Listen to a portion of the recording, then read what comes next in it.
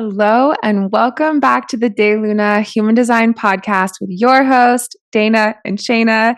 This is a solo duo episode where we are going to dive into the ego center, dun, dun, dun, because it is a really powerful center. The ego/heart center is one of the biggest forces of conditioning in our modern world. And we're going to dive into that. Why is that? What does that mean? How can you really look at your life and see how you're doing with your ego center, whether that's defined or undefined? We want to talk about the differences there because I tell you what, the more we observe people in the world and see the things that are holding us back and the tension that we create in our lives and our relationships, it always has this root underneath it of a lack of self-love, a lack of self-esteem, a lack of self-worth. Like whether that's in your career life or love, romantic relationships or anything. Anytime I'm observing discord, I can always see this underlying note of this person doesn't believe that they're valuable or loved. And that is coming from the ego center, the heart center. So in this episode, we want to dive into that and talk about what's really there for us. Yes. So whether you have this defined or undefined, it doesn't matter. This ego center is really one of the biggest places that conditions us societally, like Dana was saying. So what is the heart center or the ego center? When you're looking at your body chart, it is this center that is like the small triangle that's off to the right of the big diamond in the center. A lot of times people think the big diamond in the center is your heart center. That's actually your G center in human design. And then that little triangle off to the right-hand side when you're looking at your chart is your ego center and your heart center. So it's a powerful motor that drives our willpower and our ego power, and it's enormously influential in the world. Our world is built on structures literally that provide for the tribe, human design would say, but for community, for government, for society, for these structures from this willpower. So on a physical level, if you're unaware of how the center works, you're more vulnerable to disease like heart disease or digestive issues. And that's on that like physiological level.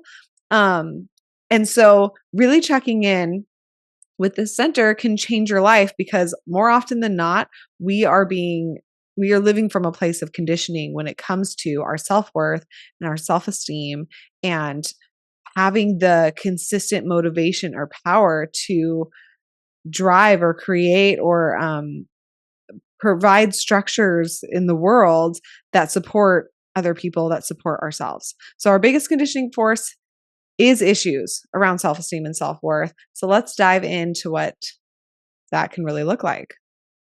Yeah. And I mean, I feel like this is a really important conversation as we are shifting paradigms because the old paradigm was really built on those structures that support the tribe, right? In quotes in human design language. And all of that was built on the promises that you can make, the follow through that you can have, the value that you can have showing up.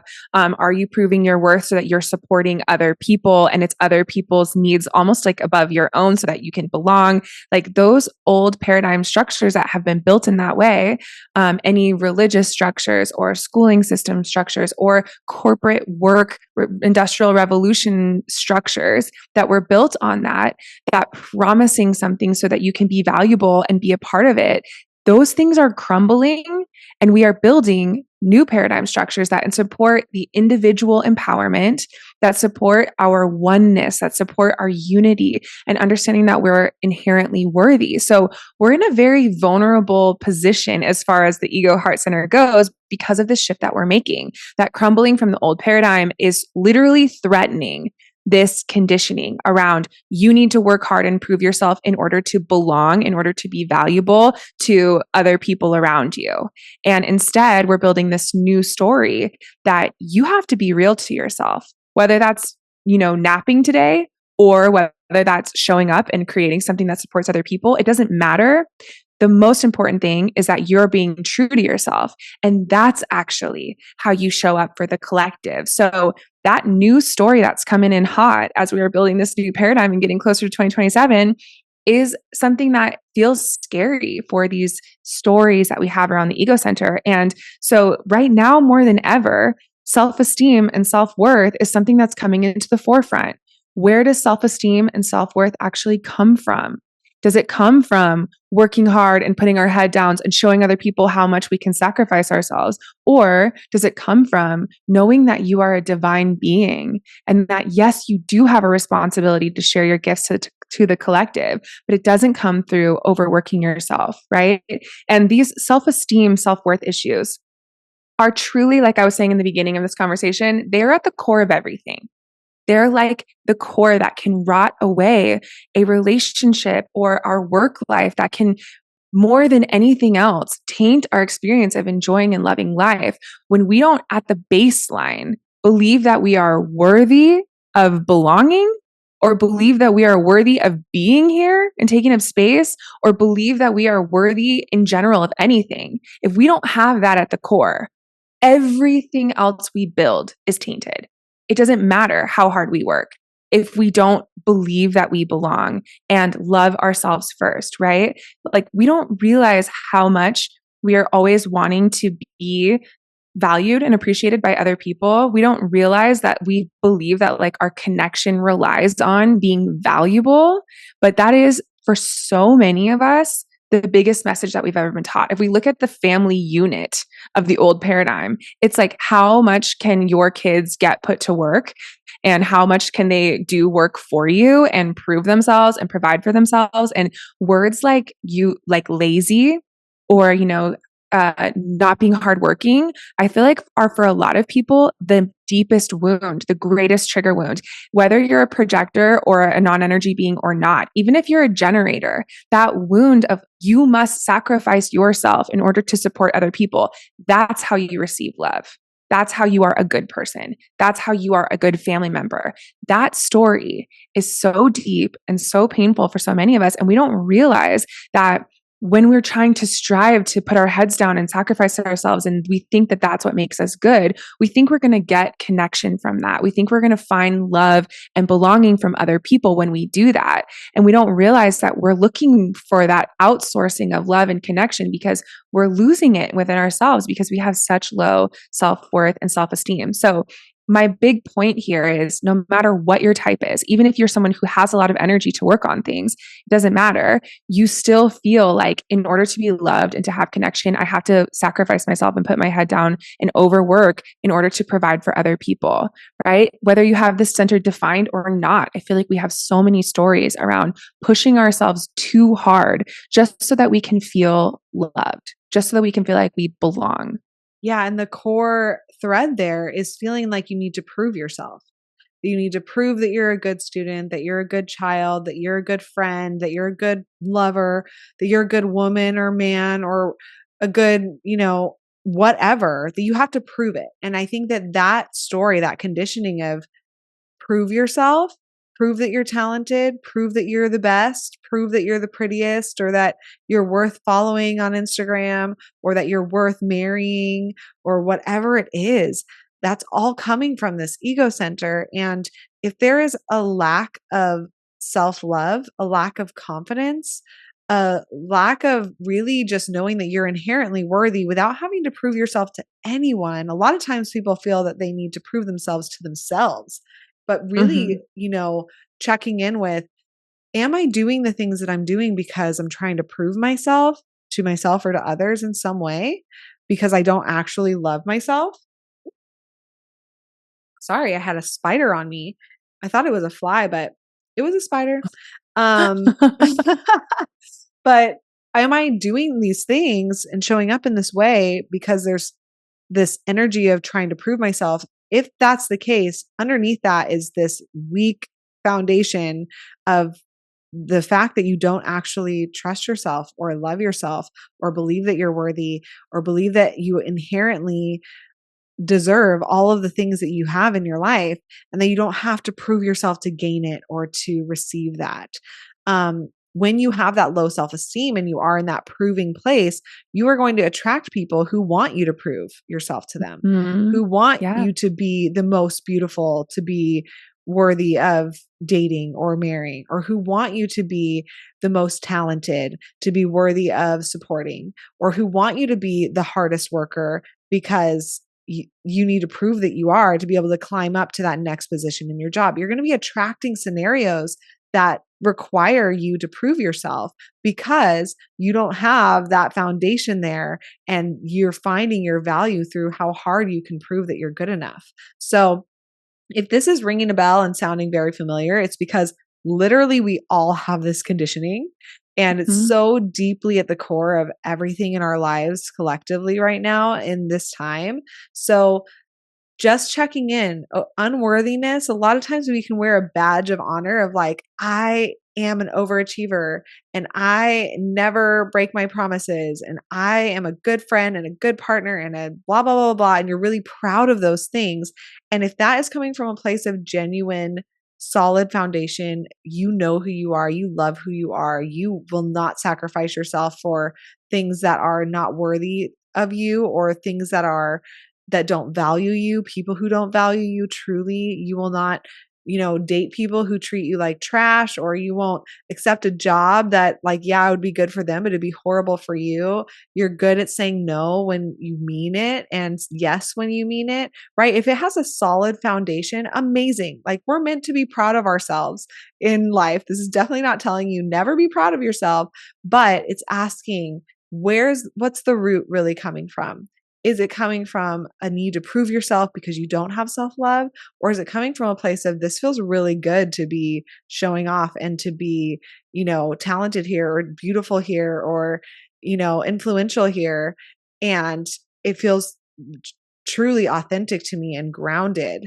That's what you're asking yourself. So, unworthiness leads to overachievement, making promises that we don't have the willpower to keep, trying to compete with other people, having that competition in a really toxic way, and accepting things that are way less than you deserve.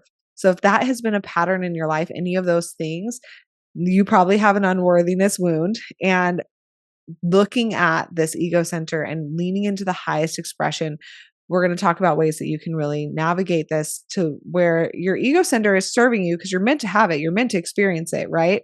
But are you getting trapped by it and held back by it, and it's creating these stories in your life that are keeping you stuck? Or are you working with it in its healthiest expression, where you feel like it's really serving you and you're working with your ego center, whether it's defined or undefined? Yeah, and I wanted to say that with those themes that we just talked about, unworthiness leading to overachievement and competition with others and accepting way less than you deserve, like, raise your hand if that hits a wound inside, because I feel like it's so relatable, and I just want to bring love to it. Like, there's nothing wrong with us for having these things. In fact, the fact that we're willing to have this conversation and look at these things and look at these wounds, it's powerful. I'm telling you, this is an area in our chart where a lot of us have the deepest, darkest voids because we're just terrified to really look, because we feel like it's related to the heart, right? It's related to like belonging as a daughter to my mother, or as a member of my community, right? Like, the way that we can show up and be productive and be better than other people or have more than other people is so interconnected with love in such a deep way that we're terrified to actually look at these things, to have these conversations. So I just want to give some love and some credit. If you're listening to this, I want you to take a second to really honor the fact that you are someone who is a generational cycle breaker in your family. So think about your parents before you, or your grandparents before them, their parents, the way that they overworked themselves, the way that they were perhaps in some way kind of used and abused for their ability to produce things, whether that was as a parent or in a working environment. Like, there has been a lot of oppression in humanity because our value and productivity is interconnected with our belonging, our connection to our family, where that love is meant to be unconditional. But instead, oftentimes, it is extremely conditionally based on how much you can sacrifice yourselves or how much you can give to other people and break your own back doing it. So I just really wanted to take that second to think about how important this conversation is, and the fact that you're showing up here today is really beautiful. And so if you have a defined ego center, you're approximately 37% of the population. If you have that defined, then of course that center we were talking about in your body graph, the smallest little triangle next to the diamond in your chart will be colored in. That means that it's defined. And this means that this motor you have, this willpower motor, has consistent energy for you, right? You're here to be in control of your own life and your own resources. You're really kind of here to be your own boss in a certain energetic sense if you have this defined. And you are more naturally going to recognize your value if you have this defined. Although there can be a tendency sometimes to overinflate your value and to think that you're worth more than you are if you have this defined. We also see a lot of people who have this defined that the stories and conditioning of the undefined ego is so strong that you almost feel guilty for having this defined and you tend to abandon this in general. So you can kind of go on either side of that. You can overinflate how much value you are, or you can undervalue yourself even still, even though you have this defined. But if you have this defined, it's really healthy for you to exercise your willpower and your continuous heart-centered motivation towards something, right? If you have something that is really real for you and you followed your strategy and authority and you have a defined ego center, it is healthy for you to follow through in a dedicated way. It literally strengthens your physical heart and your physical body to follow through with something that your heart was fully in, a commitment that was really right for you. And my husband, Jared, has a defined ego center, and I see this in him all the time. When he truly commits to something because it's real for him, he does have that willpower to see it through. Now, he's also a manifesting generator. So he doesn't work on the same things all the time consistently in a linear way. He still is bouncing around from thing to thing, but it's like he only makes commitments that are really right for him. And when he follows through on that promise, you see it build more strength in his body. So that's important for you. That energy of follow through, if you have this defined, is important, and it does create a strength within you. But just be careful if you have this to not push other people to that standard as well, right? That's where all of these stories of disempowerment for the collective come from. It's from these people who have this defined motor, this defined willpower, this consistent access to that drive and that motivation to provide, to work on the material plane, to create things and to see things through to completion. You can really push that on other people. Like it's almost like the energy of like the mean soccer coach that's trying to give all of these people tough love and push them past their breaking point. But if it's wrong for them because they don't have this defined, they will literally break. It doesn't strengthen them to be pushed in that way. Where if it's right for you with a defined ego center, it does strengthen you. So just knowing that is really big. And in general, I want to, really give a major shout out to everyone who has this defined ego center. When you're healthy and you're really claiming your worth and you will not commit to things that you feel like are not aligned for you on the material plane, or just your heart is not in it, that is amazing. Like the rest of us that have it undefined, which is the majority of the planet, we need you to show up and to show us what that looks like, to claim your worth and to only say yes to commitments that are 100% right for you.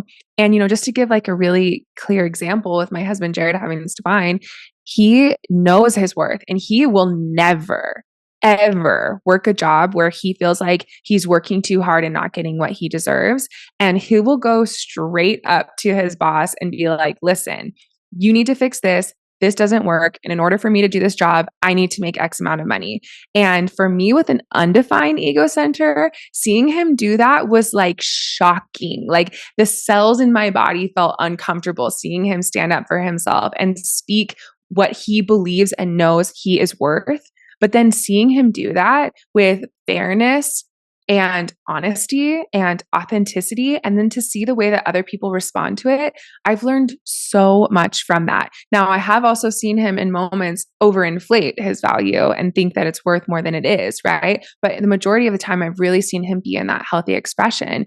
And I feel like that's such medicine for the world, but only if you have a defined ego center. Now, if you have an undefined ego center or heart center or an open, that means that that center in your body will be white, not colored in. This is 63% of the population. So the majority of us are dealing with this undefined ego center, this undefined motor, meaning you have an inconsistent motivation or willpower to show up for things and work on things, even if it's right for you, even if your heart is in it, right? You have an inconsistent motivation here.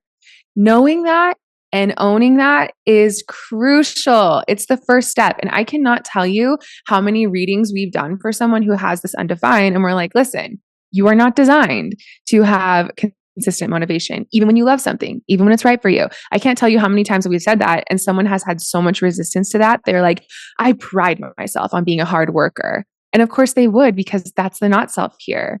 Priding yourself on being a hard worker equals being a good loved one or a good family member, equals belonging, in this not self conditioned story. So, really checking in and owning, if I'm designed to not have consistent access to this motivation, to this motor here, can I allow that to be true? And can I see that that has nothing to do with how loved I am, or how connected I am, or how much I belong, or how valuable I am, right? Owning the fact that you are designed to have that inconsistent motor here is so, so, so important. And knowing that if we fail to live up to expectations, our self-esteem can really spiral. So a big theme here is not letting those expectations pressure us, really releasing them and focusing on that self-love of knowing that you are inherently worthy. No matter what you do or don't do, whether you have energy that day to work on something or not, that has nothing to do with your worth.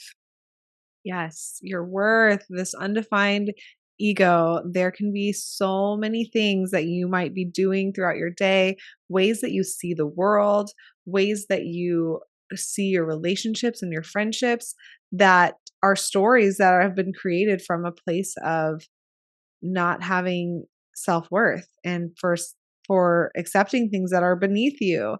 Um, you'll often with this undefined ego center consider yourself unworthy, accept the last of everything, including love, money, happiness, because you assume that you don't deserve it. And it's checking in. Am I doing that because my authority says that that's right for me? Or am in this specific circumstance? Or am I doing that because secretly underneath I'm driven by this ego center of not feeling worthy enough, and then maybe that's leading to a lot of my not self theme.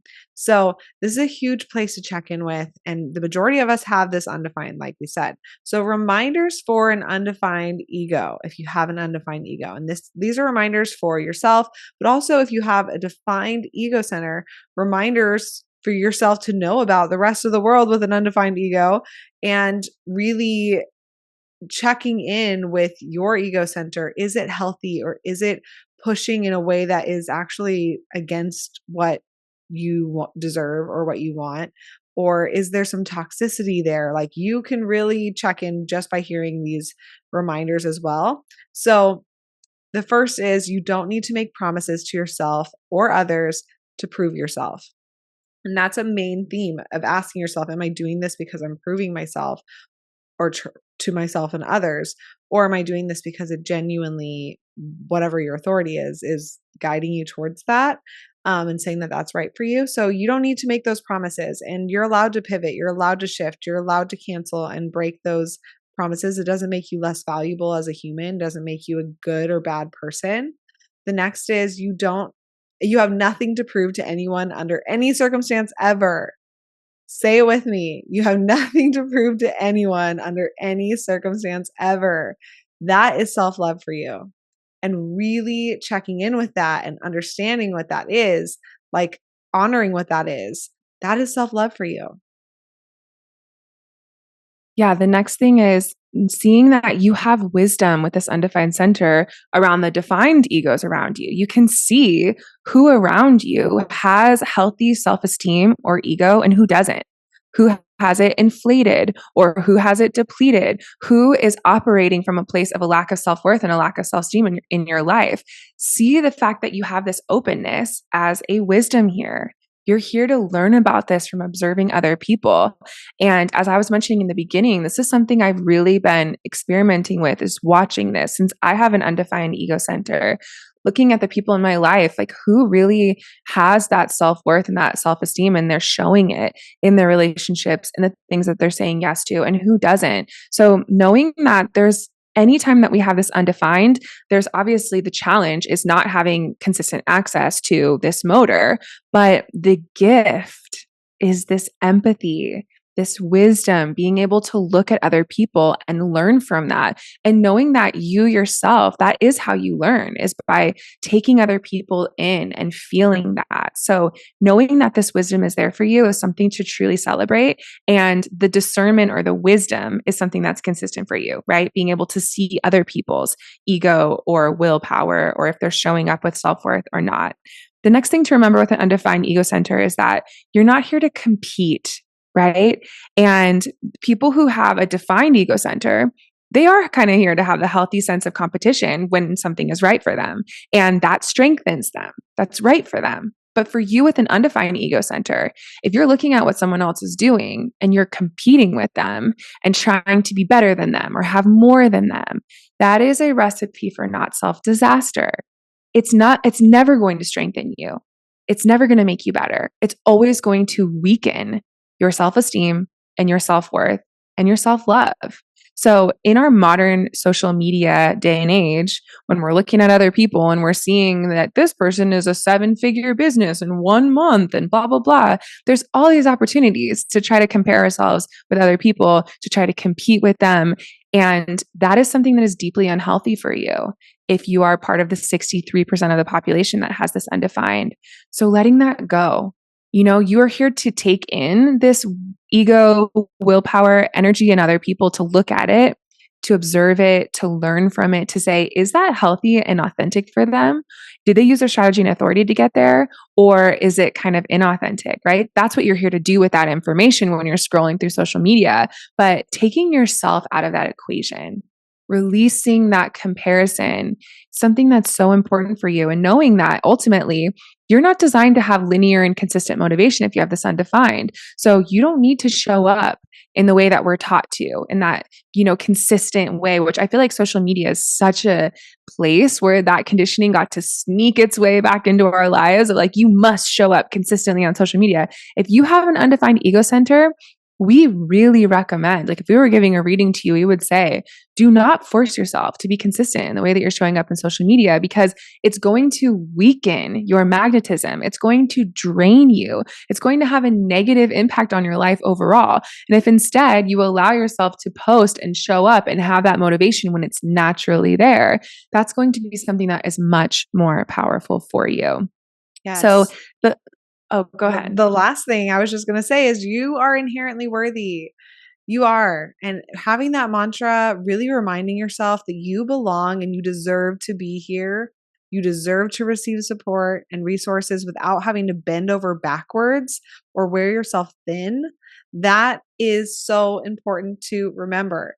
The bending over backwards is a common theme if you have this undefined, feeling like you have to go above and beyond. You have to bend. If you're not bending over backwards, you're not giving 100%. That's what it can feel like.